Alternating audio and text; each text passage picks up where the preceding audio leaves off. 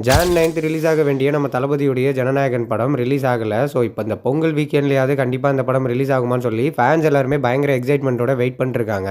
But என்ன பொறுத்தவரைக்கும் படம் பொங்கலுக்கு ரிலீஸ் ஆகுறதுக்கான வாய்ப்புகள் வந்து ரொம்ப ரொம்ப கம்மி தான். ஏன்னா ஜான்வரி 12ஆம் தேதி திங்கட்கிழமை தான் கேவின் வந்து கோர்ட்ல மேல்முறையீடே பண்ண போறாங்க. அண்ட் அந்த மேல்முறையீடுல ஜனநாயகனுக்கு ஃபேவரா தீர்ப்பு வந்தா மட்டும் தான் இந்த படத்தை வந்து பொங்கலுக்கு ரிலீஸ் பண்ணுவாங்க. அப்படி இல்லனா கூட ஜான்வரி 23 அதாவது ரிபப்ளிக் டே வீக்கெண்டுக்கு ரிலீஸ் பண்றதுக்கு பிளான் பண்ணுவாங்க. ஒருவேளை இந்த கோர்ட்டுடைய ரிசல்ட் வந்து ஜனநாயகனுக்கு ஃபேவரா இல்லைனா படத்துடைய ரிலீஸ் டேட் வந்து பிப்ரவரிக்கு கூட போகலாம். என்னை பொறுத்த வரைக்கும் படத்துடைய ரிலீஸ் டேட் வந்து எந்த அளவுக்கு தள்ளி போகுதோ அந்த அளவுக்கு நான் நல்லதுன்னு தான் சொல்லுவேன். ஏன்னா நான் ஆல்ரெடியே நம்ம சேனலில் ஜனநாயகனுக்காக இது வரைக்கும் வெறும் 2 வீடியோஸ் மட்டும்தான் போட்டிருந்தேன். அந்த 2 வீடியோஸ்லையுமே நான் அவங்க எல்லாருக்கும் கிளியராக சொல்லியிருந்தேன்.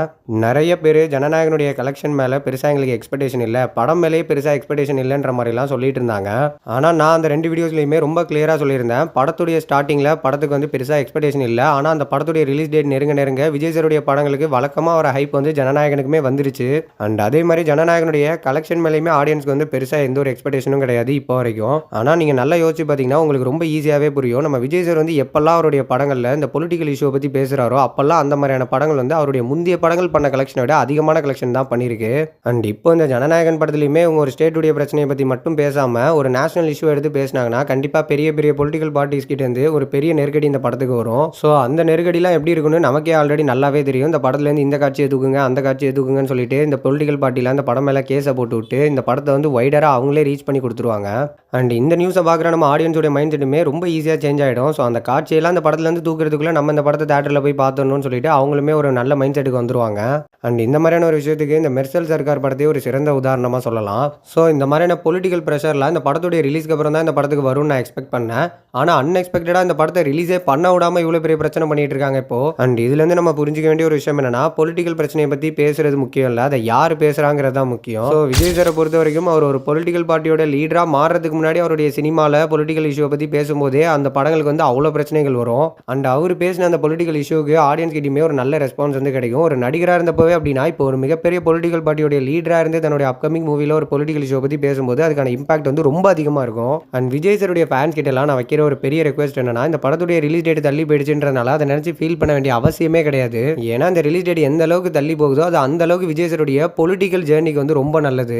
ஏன்னா எலெக்ஷனை ஒட்டி ஒரு மாச கேப்ல இந்த படம் ரிலீஸ் ஆகும்போது ஆடியன்ஸ் கிட்ட நல்லாவே விஜய் சார் வந்து இன்னும் கனெக்ட் ஆவாரு. இந்த மக்கள் சந்திப்புன்ற பேர்ல போலீஸ் கிட்ட பெர்மிஷன் வாங்கி பயங்கரமா செலவு பண்ணி மக்களுக்கு பாதுகாப்பு கொடுத்து இவர் ஸ்டேஜ் போட்டு நின்று ஏறி பேசி இவர் பேசுற விஷயத்தை வச்சு நியூஸ்ல இவரை போட்டு காட்டி ஆடியன்ஸ் கிட்ட கனெக்ட் பண்ற ஒரு விஷயம் இப்போ எந்த ஒரு எஃபர்ட்டுமே இல்லாம இந்த ஒரு 4 நாளா இந்த ஜனநாயகனுடைய சென்சார் இஷ்யூ தான் வந்து பாத்தீங்கன்னா ஹாட் டாபிக்கா ஓடிட்டு இருக்கு. ஸோ படத்துடைய ரிலீஸ் டேட் தள்ளி போறதுனால டிஸ்ட்ரிபியூட்டர்ஸோடைய சைட்ல இருந்துமே பெருசா எந்த ப்ரெஷரும் வரப்போறது கிடையாது. ஏன்னா அவங்க எல்லாருக்கும் நல்லாவே தெரியும் இந்த படம் எப்போ ரிலீஸ் ஆனாலும் பெரிய கலெக்ஷன் வரதான் போகுது.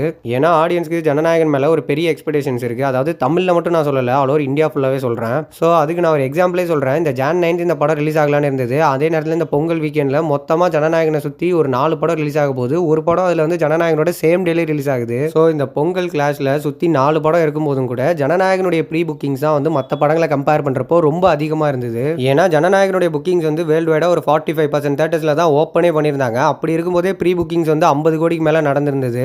மேபி 100% எல்லா தேட்டர்லையுமே உலகம் ஃபுல்லாக புக்கிங்ஸ் ஓப்பன் பண்ணியிருந்தா ப்ரீ சேல்ஸே 100 கோடிக்கு மேலே நடந்திருக்கும். கண்டிப்பாக இந்த படத்துடைய டே 1 ஓப்பனிங் வந்து ஒரு ரெக்கார்டு ஓப்பனிங்காக இருந்திருக்கும். அண்ட் 4 படம் கிளாஸில் வரும்போதே ஆடியன்ஸ் கிட்டேருந்து இந்த அளவுக்கு ஒரு ரெஸ்பான்ஸ் வந்து கிடைச்சிருக்குன்னா ஜனநாயகன் சோலோவாக ரிலீஸ் ஆகும்போது அதுக்கான ரெஸ்பான்ஸ் எந்த அளவுக்கு இருக்குங்கிறத நினச்சி பாருங்க. ஸோ ஜனநாயகனுக்கு டே 1ல 200 கோடிக்கு மேலே கூட ஓப்பனிங் வரதுக்கான வாய்ப்புகள் இருக்கு. ஏன்னா ஸ்டார்டிங்லேருந்து இந்த படம் கிளாஸில் வருது அப்படின்றப்போ எனக்கு ஒரு பயம் இருந்துகிட்டே இருந்துச்சு. இந்த தளபதியுடைய லாஸ்ட் படம் தளபதி படம்ன்ற ஹைப்பெல்லாம் நாளைக்கு வேணா ஓகே, முக்கியமாக தமிழ்நாட்டில் ஓகே. ஸோ நம்ம தமிழ்நாட்டை பொறுத்த வரைக்கும் படம் டிசாஸ்டரே ஆனாலும் படம் வந்து கண்டிப்பாக 200 கோடிக்கு மேலே தமிழ்நாடு பாக்ஸ் ஆஃபீஸில் கலெக்ஷன் பண்ணிடும். ஆனால் அதர் ஸ்டேட்லலாம் அப்படி கிடையாது. படம் மேலே என்னதான் உச்சக்கட்ட ஹைப்பே இருந்தாலும் படம் வந்து நல்லா இல்லை மிக்சடு ரிவ்யூஸ் வாங்குச்சு அப்படின்னா கலெக்ஷன்ஸ் வந்து அப்படியே உட்காந்துரும். ஏன்னா கூட 4 படம் வரதுனால இந்த படம் இல்லைனா அடுத்த படம்னு சொல்லிட்டு ஆடியன்ஸ் வந்து போயிடுவாங்க.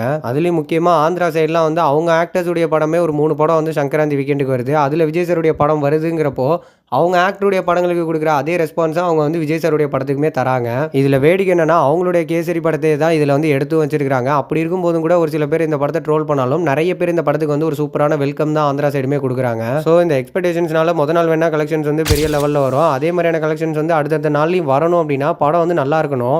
ஒருவேளை படம் வந்து கொஞ்சம் மிக்சர் வாங்கினா கூட கலெக்ஷன்ஸ் வந்து அப்படியே ட்ராப் ஆகிடும். ஏன்னா கூட 4 படம் வரதுனால ஆடியன்ஸ் வந்து அசால்ட்டாக மைண்ட் செட்டை மாற்றிட்டு போயிட்டே இருப்பாங்க இந்த படம் இல்லைனா வேற படம்னு.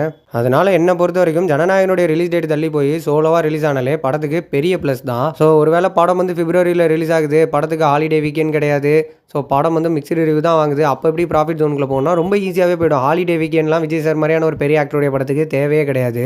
இந்த வெள்ளி சனி ஞாயிறுன்ற ஒரு 3 நாள் போதும். இந்த 3 நாள்லேயே 400 கோடி கிட்ட கலெக்ஷன் வந்துடும். படம் நல்லாவே இல்லைனா கூட அடுத்த ஒரு வாரத்தில் தட்டு தடுமாறியாவது 500 கோடி கிட்ட பாக்ஸ் ஆஃபீஸில் கலெக்ஷனில் ரீச் ஆகிடும். அண்ட் ரொம்ப ஈஸியாகவே படம் வந்து ப்ராஃபிட் ஜோனுக்குள்ளேயுமே போயிடும். அதனால் இந்த படம் வந்து சோலோவாக வர்றதுங்கிறது என்னை பொறுத்த வரைக்கும் ஒரு பெரிய ப்ளஸ் பாயிண்ட்னு தான் நான் சொல்லுவேன். அண்ட் நீங்கள் என்ன நினைக்கிறீங்க? ஜனநாயகன் வந்து எப்போ ரிலீஸ் ஆனால் நல்லாயிருக்குன்ற உங்களுடைய ஒப்பீனியனை மறக்காமல் கமெண்ட்டில் ஷேர் பண்ணுங்கள். அண்ட் கமெண்ட் பண்ணுறதுக்கு முன்னாடி ஒரு சின்ன டிஸ்க்ளைமரு, இந்த ஊசி போன கேசரி வந்தா என்ன வரலனா என்னன்ற மாதிரி யாராவது கமெண்ட் பண்ணுற ஐடியாவில் இருந்தீங்கன்னா தயவு செஞ்சு பண்ணாதீங்க. நன்றி, வணக்கம்.